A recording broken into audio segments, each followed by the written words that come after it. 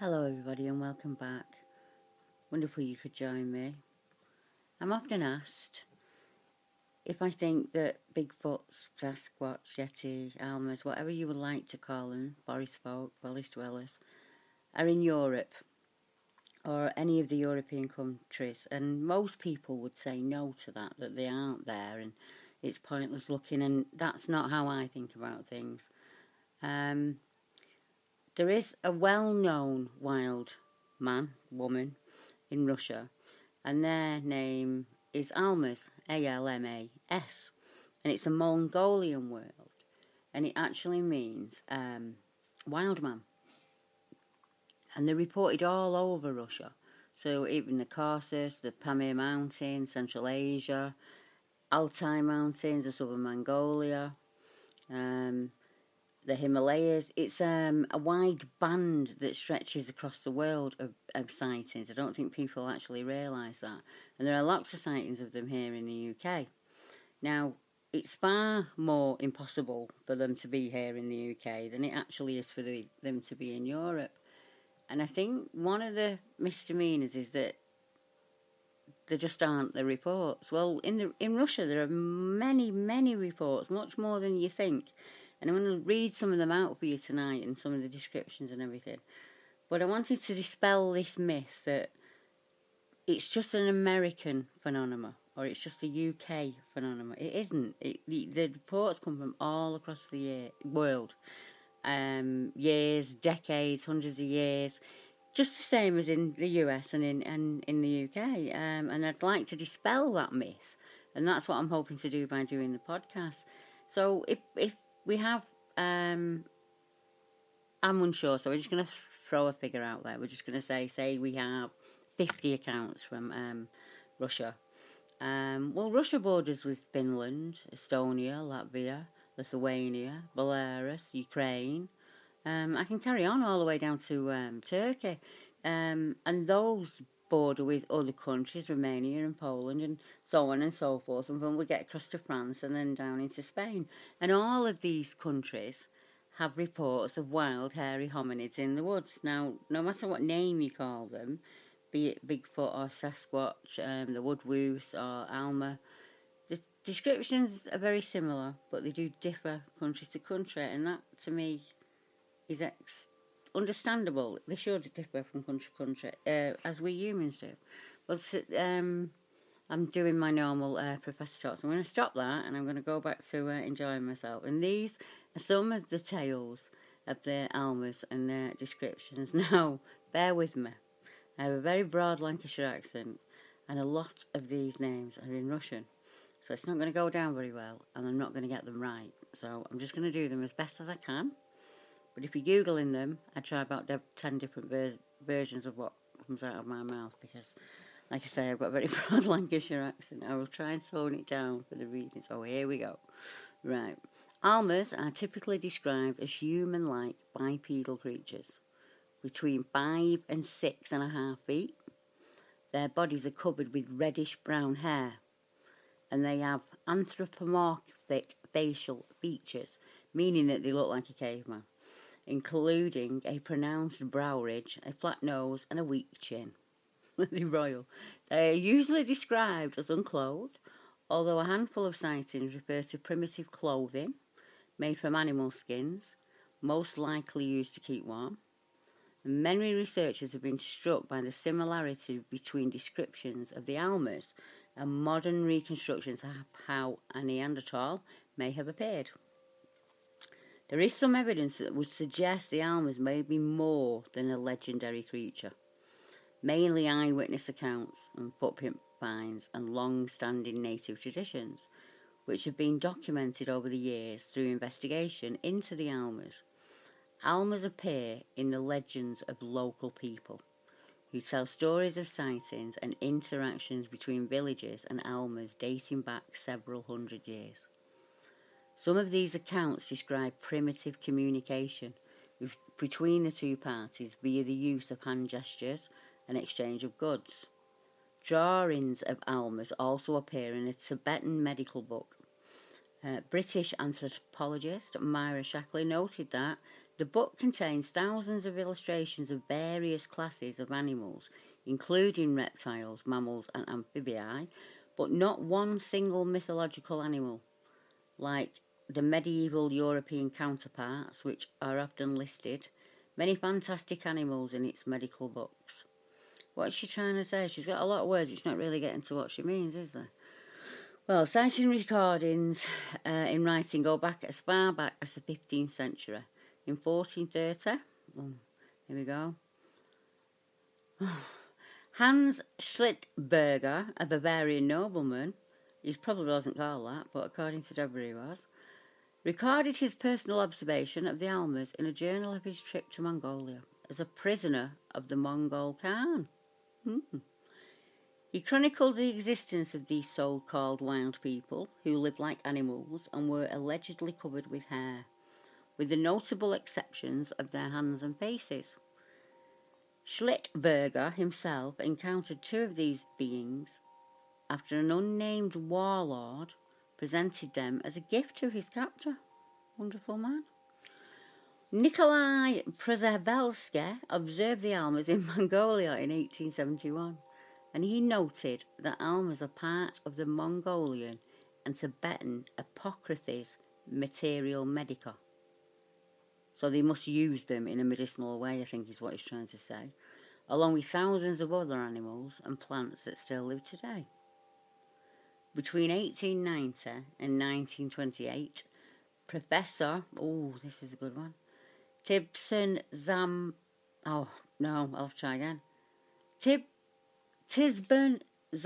Tazarano, it's not even like that, it doesn't look anything like that, reportedly conducted research into the existence of the Almas, as was too often the case in Stalin's Russia. The esteemed scientist was sent to a gulag, and apparently his notes and illustrations which detailed his numerous expeditions perished with him. Mr. Z, as we will call him, he had an assistant, and his assistant was called Dorji Merin, and he claimed to have seen an Alma's skin, which was preserved in a Buddhist monastery near Mongolia's Gobi region. In 1963, a man by the name of Ivan Ivlov reportedly observed a whole family of Almas. Ivlov, a paediatrician, decided to interview some of the Mongolian children who were his patients, and discovered that many of them had seen and even interacted with the Almas. It seemed to Ivlov that neither the Mongolian children nor the young Almas were afraid of each other. There is a local legend about a wild woman named Zana, and most of you will know this, I would imagine. And it said that she lived in an isolated mountain village in Sukhima. And the legend says that she was captured in the mountains in 1850, and at first she was violent towards her captors, but she soon became domesticated and indeed was able to assist with simple household chores. And the story goes on to say that Zana had a number of children, and unfortunately for the first few children, she took them immediately to the water and she bathed them. And unfortunately they didn't live. But as the legend goes, her four youngest, I'm unsure at the moment, were saved by her owner. She was actually given to him as a present, and he was a landowner, whatever the word for that is in Russia, I'm unsure. She decided to dig a pit into the floor, and that's where she slept, and that's where she chose to stay. She refused to wear clothes. She liked to wander the woods, and it was said that she could carry 2 800-pound sacks uphill with no trouble whatsoever. And she died at a grand old age, and she eventually just became part of the family, we shall say, although she continued to sleep outside. She had many children and grandchildren and great-grandchildren, and lots of them are still alive in Russia today. And one of her sons was called Kvit. And Iva Burtsev, a renowned cryptozoologist and anthropologist, actually recovered Kvit's his skull from a graveyard and had it tested for Neanderthal DNA. and it actually came back as sub-Saharan African and unknown. So there is still a question mark that hangs over Kibit's, what shall we call it? His background, shall we say, his DNA line. But there were some strange things about Kibit. He was said to be intelligent and normal, and was passed as a human being. He worked. He had a very good work ethic. He was incredibly strong, but he was quick to temper, and he could become angry very easily, and he would throw tempers and smash things up. And at one point, he had a fight so bad that he lost his right arm, and it was reported that he was in the fields the day after, just doing the same job, just with the one limb, which is remarkable if you think about it. And those ancestors, because there are actually, if you Google the story of Zana, you will be able to see photographs of her great-granddaughter and her great-great-great-granddaughter. So the family line is still running. So then we go to Myra Shacklin. She's a British anthropologist. And they were looking at a relative population of Neanderthals with Lauren Coleman, as a well-known figurehead in the world of cryptozoology. And they suggest that the Almas may be a surviving specimen of Homo erectus, or upright man, as he was called. Still, other researchers insist that the Almas are related to the Yeti of the Himalayas, being closer to apes than humans. The locals, for their part, often see no appreciable difference between Almas and humans, regarding them simply as wild men who remain untouched by civilization. Recently, controversy surrounding the Almas was rekindled when in October 2003, the BBC reported that mountain climber Sergei Semenov discovered a foot and leg of an unknown creature approximately 3,500 metres up in the permafrost of the Altai mountain range. Scientists' tests and x-rays show that the bones are several thousand years old, but attempts to identify the creature they belong to remain inconclusive. Upon further testing, this mystery limb could very well be the best proof to date of the existence of a hairy, bipedal humanoid in the Altai mountains. And if the Almas can be proven as fact, it's only a matter of time before the world's other mysterious hairy hominids are thrust into the spotlight of science.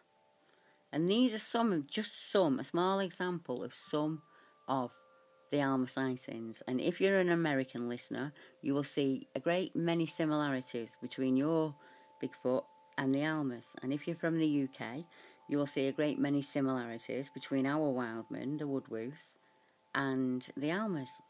So I suggest that if you are in Central Europe or Russia or anywhere along that continent line, and you want to get out in the woods and have a look and see how it feels for you out there, and to see if you can see any of the signs of them around, then do that. Have a look. What have you got to lose? And the worst thing that'll happen is you'll just have a nice day outside in nature, and that's a win. But we'll get on with the sightings and have a listen to yourself and see what you think. So in 1420, the first known printed reference to the Almas was documented by Hans Schilberger as he travelled through the Tian Shan Mountains as a captain of the Mongols, and that was the guy we were talking about before. In the mountains themselves lived a wild people who had nothing in common with other human beings. A pelt covers the entire body of these creatures. Only the hands and face are free of hair. They run around in the hills like animals and eat foliage and grass, whatever else they can find. The lord of the territory made Egdi a present of a couple of forest people, a man and a woman, together with 3 untamed horses the size of asses, and all sorts of other animals which were not found in the German lands, which I cannot therefore put a name to. In the mid-1850s, a wild reddish-black hair-covered woman with human and Neanderthal features, dark skin and a broad body, large hands and feet, and a sloped forehead was reportedly captured in the western Corsican mountains, and they are, of course, referring to Zana. In 1906, Badzar Baradine, while on a caravan in the desert of Alashan, Reports seeing a hairy man standing on top of a sand dune, outlined against the sunset. After being approached by the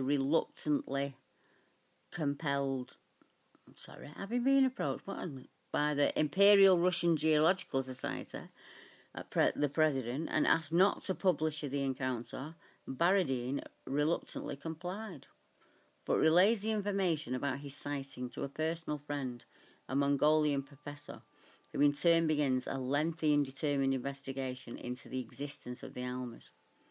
In 1907 through 1940, Tisman Zamaratsa compiles eyewitness accounts and recruits an artist to draw the likeness of the Almas based on the gathered descriptions. He also plots sightings, locations, and dates on a map of the region. After being imprisoned in Russia for a number of years, he was obviously put into the gulags, his file banished, and the rumours was classified. So that's it, shut down. You can't talk about the wild man anymore in Russia. But in 1937, George Amirin, if we remember, who was an associate of the professor, reports seeing a carpet made out of Alma's hide being used in ritual ceremonies in a monastery. In 1941, a Russian unit fighting the Germans in the Corsicas near Bjornakast is asked by some partisans to look at an unusual prisoner. According to the unit's commander, Lieutenant